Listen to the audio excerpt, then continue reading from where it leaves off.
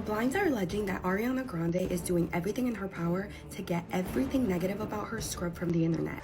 You know, I love my MAC lipstick.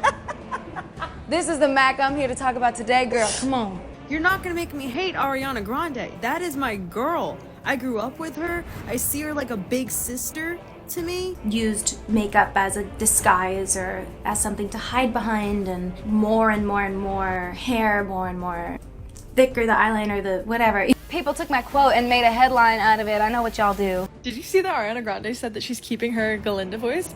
Like, not refundable. I never thought at the age of 31 I would be hearing the words rising star again.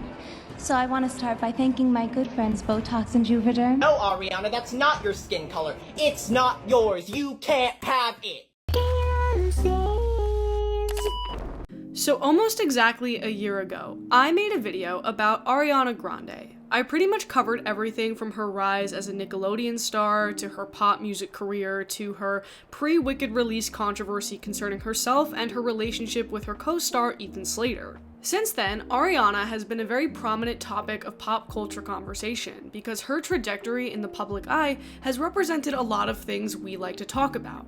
Body image, cultural appropriation, and aesthetic, and intimacy in relationships. And because this is the internet, it goes without saying that nobody knows how to have any of those conversations in a nuanced way that addresses some of these issues without jumping straight to disrespect and dehumanization and inadvertent harm to regular people who may be battling some of these issues in their own lives. So today we're going to talk about a couple of the controversies that Ariana has been involved in pretty much since the release of Wicked. My goal as always is to not only inform and entertain, but also to try and understand what about Ariana resonates with us, lights us up, gets us frustrated, because she's more or less been the main character of the last calendar year, and there's going to be more to chew on as Wicked Part 2 releases in 2025, so let's get into it. Today we're going to be discussing Ariana Grande's rebrand, for lack of a better term, right? And we have to talk about like the intersection of identity and a lot of other things. Body image, thinness, whiteness, cultural appropriation versus appreciation, and aesthetics, and I'm equipped to talk about some of this stuff, but not all of it, which is why today I called up my friend, Foreign Man in a Foreign Land. Foreign is fantastic. You should definitely subscribe to him if you are not subscribed to him already, and if you want more of this conversation, you can go to the link in my description down below that goes to my second channel with the full unedited discussion. So welcome to the video, Foreign. I'm so happy that you're here. Thank you so much for having me. It's a privilege and a pleasure. I'm a fan. You know, I love especially like how the internet fell out of love series, goated series at this point, the Succession of YouTube type series. So, you know, like it's mutual. The love is mutual. So I talked about this in my last Ariana video, but Ariana has often been accused of practices like blackfishing and Asian fishing throughout her music career, not only in physical appearance, like portraying herself with darker or lighter skin, but also in her mannerisms and how she talks. This has been a long-standing critique of Ariana Grande, but it's recently come to light for a few reasons. One of those reasons being that Ariana is currently in the award season conversation for her role in Wicked, which means that she's naturally getting a lot of exposure in interviews and red carpets and all of that. And so some people have noticed that she's currently speaking with this very prim, proper, borderline transatlantic Disney princess accent. Why? Because I think you would freak out. Why would I freak out? Meanwhile, some people have taken the liberty of pointing out how she used to sound, posting comparisons between the two. Kiyomi, get your ass in here. Come on, girl. Additionally, the discussion here has changed a bit in the sense that I've seen a lot of people talking about how Ariana is not actually blackfishing or appropriating black culture because she has a clear appreciation for black culture. Keke Palmer recently talked about this on a podcast. Let me say something about Ariana Grande. When I went to her 16th birthday party, huge birthday party, very dramatic, homegirl was on stage singing with Patti LaBelle. All right now. So she has always been. Patti. Ladies and gentlemen, Patti LaBelle. Girl, you're 16. Why is Patti LaBelle performing at your goddamn birthday party, boo? You know what I mean? But even to this day, the way her relationship with Victoria Monet and her obvious love for black culture. Right. You feel there's an authentic. This video is kind of entirely about like Ariana's like she's gone through an image sort of transformation as Wicked has come out. She kind of looks very unrecognizable, and I feel like that is obvious if you look at her now versus her 10 years ago. But what I'm finding now is that like people are almost like willing to have a more, I guess, complicated conversation about whether or not Ariana Grande has appropriated other cultures, whereas I feel like a year or so ago, it was like a very commonly understood thing that she is doing that. So I'm kind of confused because I'm like, I don't know if it's because like the definition of what cultural appropriation versus appreciation, like that definition has changed. I'm not sure if it's because like she's just won a lot of goodwill back and people are kind of fickle with this sort of thing. So That's actually like a really good point that I hadn't even considered. Like it's only cultural appropriation when you don't like the person more times than not. But I think with Ariana Grande, it is extremely complicated. Ariana Grande is extremely talented. Like, let's get out of the jump. Like, extremely talented vocalist. I have gone on record for saying that her whistle tones rival Mariah Carey's whistle tones. I've gotten a lot of flack for this, but I will die on that hill. And she is a talented actress. But I think one of the things that have overshadowed her in the past, or at least like we weren't willing to talk about too critically, is the fact that like she has multiple different personas, versions of herself, and they all are on the backs of different marginalized communities. So we've seen my favorite era of Ariana.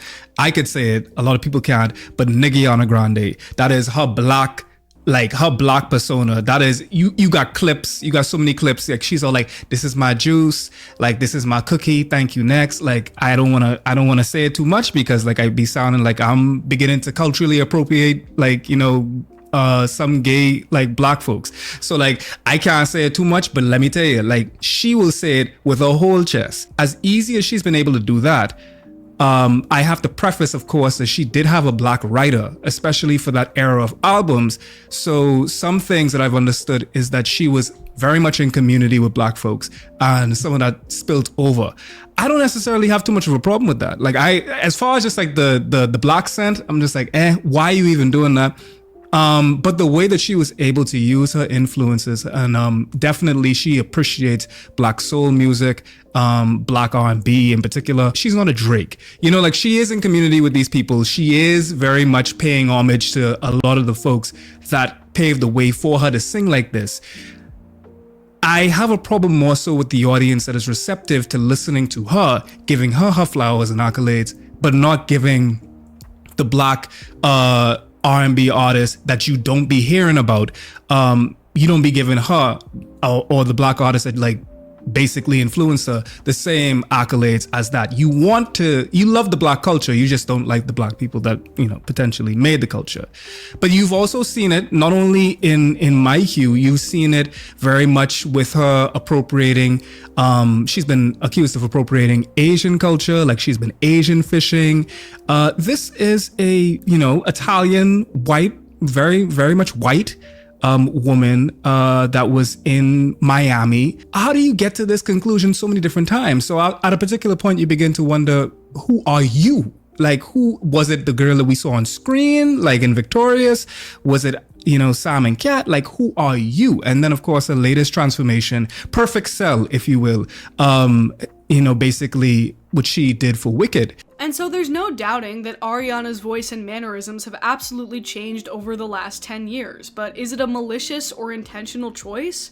Could it be that she's a little emotionally stunted from living so much of her life in the spotlight, and so it makes sense that she would just naturally take on different personalities, like as if she and Glinda are now one and the same? Not because it's marketable or because Glinda's bubbly, inoffensive nature is generally more palatable, but because it's what she grew up doing and has essentially always done. I think there's been a lot of people who I've seen online who are like not necessarily willing to give that a pass, but just being like, well, she's been through a lot, and she has been through a lot. Like if you look through like Ariana's like, you know, whole kind of timeline, because I've looked at it, like she has been through a lot, and so people are, I guess, are arguing that it's not necessarily like an intentional choice to like appropriate or like assume different identities that benefit her. Rather, it's just that like that's what she's always done. But regardless of that, like she's she's still benefiting Exactly. from that. Exactly. You know what I mean? Like, she's still benefiting from, like, in this award season, she's everywhere, and she's in all of these, like, press clips, and she's very sort of, like, prim and proper, and, like, and making these relationships and these connections with these other Hollywood people, and we all know that she's, like, vying for an Oscar right now, and the people who run a lot of those institutions are white. Like, I mean, we even see, not to cut you off, we even seen the pandering, like very bad pandering too, with the Emily, I think, movie, the one where it's just like penis to vagina, like. Oh my God, Millie Perez. Man to woman. From penis to vagina. Yeah, that one, I didn't even watch it. I just saw the clips, but all I needed to see was that, and I was just like, no, pack it up, because you have like very talented art, like pieces of art from these marginalized communities, but that is what will get accolades, like not only the bare minimum, but in many different cases a parody of that very pandering. But more importantly, like, I do want to be clear that, like, as you rightfully said, she benefits from a system. Like, regardless if she is cognizant of it or not, the whole fact is, like, she does benefit from even the privilege of being able to do that. And like, she could still take it off and adorn a whole nother costume whenever she pleases, whether she's doing it genuinely or not, whether she is that white, like, that is a benefit. And that is a trend. Not only that's a trend, that is a marketing, ploy. Like, people use blackness and the black aesthetic a lot of the time also to present growing up. Like, Miley Cyrus was seen as this very dainty, childlike, puerile child actor, and when she wanted to be taken seriously, wanted to be taken like an adult, what did she do? She leaned into blackness. She began, twerking. She began doing songs with Mike Will Made It. And the reason for that, even if she isn't cognizant of it, is because blackness is synonymous with maturity. Blackness is synonymous with salaciousness, and blackness is seen as a growing up. So at that point, Ariana Grande, when she was singing Broadway tunes as a kid, because she was always a theater kid, and she needed to matriculate and get out of this Sam and Cat, victorious persona that is very much child's, like very much, Lolita type shit. And then all of a sudden, she gets right into the blackest musical genre to sing about, relationships and R&B. That's exactly what it is. Regardless if she knows it or not, she is engaging in a mechanism that can grow her up to her audience. She's not no longer little Ariana. This is a woman. Something that Foreign and I also noted when discussing this whole innocent identity is the fact that Ariana did spend so much time trying to get away from like this innocent child actor persona, only to eventually like revert back to that as she's sort of doing this Wicked press tour. And I've seen this discussion on a lot of forums online that like maybe this presumptive innocence is a way of shielding herself from criticism for her relationship. I thought about Kim Kardashian, like when you said that, because in the way how like the Kardashian family can adorn like black aesthetics, and then within an instant, the BBLs are gone. The tan is now whiter. If you look at recent pictures of Kim Kardashian, she looks very much easily in the Real Housewives of Beverly Hills. Like, I mean, this is bigger than Ariana, is what I'm saying. Like, it is a trend and a systemic advantage and a level of flexibility that is not granted to the people that they appropriate, or in some cases appreciate. And you're right, like with Ariana doing this, whether like it's her marketing agent, like, because she is industry, like at this point, like she is a machine. So like there are people in there, and I wouldn't be surprised if those very people aren't inside her ear, like, okay, we need to change up your image because now we're going for that Broadway musical bag. She might not even be cognizant of the fact that like she's doing it. But at the same time, like, I don't want to infantilize it by taking away from her autonomy by saying that she's not. I do believe that she is a functional, she knows how to be famous. I hope that she is able to use this opportunity and her privilege, because everybody has a privilege. You just depends on what you use it. And I hope that she uses hers to boost particular voices and gain them continence and access into rooms of which they wouldn't be able to. So shortly after Wicked came out, Ethan Slater's ex-partner Lily J released an essay in The Cut about what the last year of her life has been like, being the private partner caught in the crossfire of a very public story. It's a really well-written and interesting read, and it's always been why I don't typically like talking about celebrity relationships in general, in the event that there are private people, you know, family members, exes, children, that end up getting really hurt by the subsequent fallout. But for a lot of people, Ariana Grande running away with SpongeBob was a sexy headline, one that we all made plenty of jokes about. And I feel like that attitude has benefited everyone involved because it all distracts from the very real, tangible pain of a private person. At the end of the day, everyone in Hollywood is messy, and intertwining with one another is pretty common, and so why is it any of my business to morally grandstand about it? Why is this the racy, provocative scandal that so many people are so divided over when it happens all the time? Why does my opinion matter about your relationship? I can come out and say that Ariana and Ethan's actions were wrong, but does that help make anything better? Does it make you feel better to say that two people you don't know did a really bad thing? Will you still go see Wicked or listen to Eternal Sunshine? Will you still relate to their art? Does that scare you? Reading Lily's article really put all of this into perspective for me. She talks about her experience in the field of mental health, her struggles with postpartum depression, and how her failed marriage became such a public spectacle in such a short amount of time. It's not a clarification piece either. She's not here to dispel the timeline in your head as to when certain people got together and whether or not Ariana is exonerated in any of it. The piece she wrote doesn't exist for your comfort. We'll never know the true timeline of events, and I don't think we need to.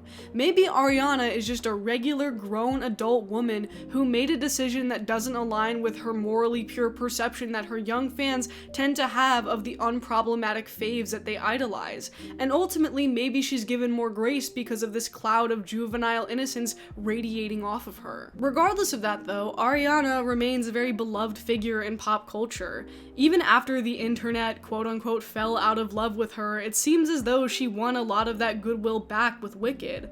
And I say this as someone who not only enjoyed the Wicked movie, but has loved a lot of her music along the way as well. I also know she's been through a lot, and that's why people will ride for her no matter what. And again, I've said this before, but if you're willing to give Ariana that grace, that's fine. It's just worth noting that the grace that the public gives is often very morally and ideologically inconsistent, and I think nobody represents that more in the modern celebrity age than Ariana Grande. Okay, so up next, we're gonna be discussing topics concerning ED and body image, so if you don't want to hear discussion about that, you could skip ahead using the description. There are timestamps for you down below. So I wanted to make this my last point because it's tough for me to talk about. It's tough for anyone to talk about, really, because of how the internet works. If you've been paying attention to Ariana Grande for the last 5 years or so, you will probably take notice of the fact that she has gotten significantly thinner, and there's been a lot of conversation about that topic online recently. And I think this topic, because so many people are uncomfortable discussing it, sort of muddies the water as far as what is valid critique of Ariana's persona and what is being used as like a social justification to be straight up rude or mean or hypercritical about Ariana's appearance,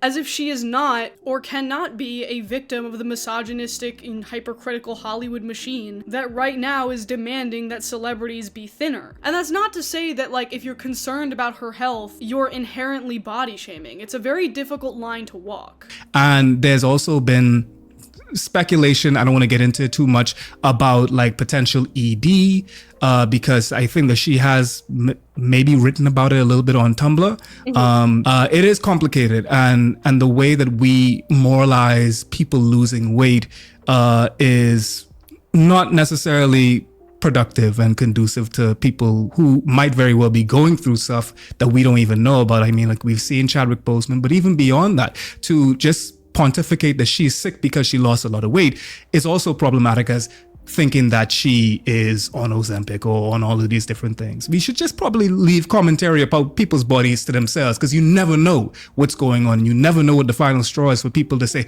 oh, okay, I knew I needed to shed a little bit of pounds. I'm gonna go deeper into it. And it's tough for me to talk about because I don't want to bring, a certain kind of attention to the posts that I'm specifically referencing here. But I've been seeing a lot of videos of Ariana and Cynthia Erivo as well that, yes, point out the fact that they're thin and that they're thinner than they used to be. But these posts are hyper edited to make them look very gaunt and sickly and monster-like, and they always play this eerie music in the background. And it's almost like a very dehumanizing brand of concern trolling. These posts often serve as a meta commentary on how the Hollywood machine can suck you in and spit you out, as if ED is not a thing that everyday people struggle with. And again, I'm not saying that you can't be concerned for Ariana Grande and Cynthia Erivo's physical and mental state at this time. And I'm also not saying that any of this makes Ariana's persona immune from critique either. If you still don't like her because she's appropriative or her relationships are controversial, that doesn't mean you can't hold empathy for her or treat her like a human being. You don't have to place every opinion that you have about a public figure behind 1,000 layers of irony and meme speak for fear of coming off corny or cringe to your online mutuals who don't go outside, who you're never going to meet in real life, who thrive off of chaos and vitriol and call it community. TLDR, it's not hard to hold empathy and also critique empathetically. I'm still learning to be better at it, and I hope you can find value in that lesson too.